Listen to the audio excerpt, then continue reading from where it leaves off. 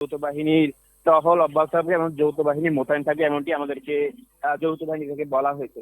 এর পাশাপাশি গতকাল রাতে চট্টগ্রাম বিশ্ববিদ্যালয়ের শিক্ষার্থীরা আসলে এই আহ, হামলার ঘটনায় অর্থাৎ সংঘর্ষের ঘটনায় প্রশাসনের ভূমিকা নিয়ে প্রশ্ন তুলে এবং তারা পরবর্তীতে ভিসি এবং প্রক্টোরিয়াল বডির পদত্যাগ দাবি করে।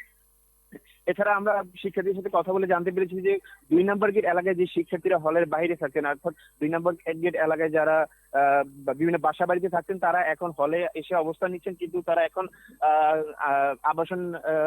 আবাসনের ব্যবস্থার জন্য বিশ্ববিদ্যালয় প্রশাসনকে আহ্বান জানিয়েছেন, কারণ তারা নিরাপত্তাহীনতায় ভুগছেন বলে আমাদেরকে বলছেন। কারণ সেখানে পরিস্থিতি এখনো স্বাভাবিক নয় বলে আমাদেরকে শিক্ষার্থীরা এমনটি বলেছেন যে গত কয়েকদিনের যে ঘটনার পরে তারা সেখানে থাকতে অনিশ্চয়তা বোধ করছেন বলে আমাদেরকে এমনটি তারা জানিয়েছেন।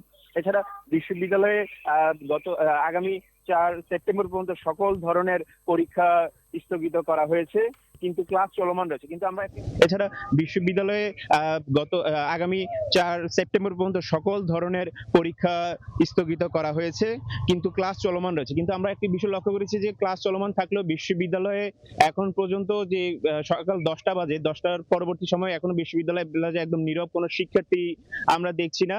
তো এই ছিল চট্টগ্রাম বিশ্ববিদ্যালয়ের শহীদ মিনার থেকে আমার কাছে সর্বশেষ। সরাসরি যুক্ত ছিলাম চট্টগ্রাম থেকে।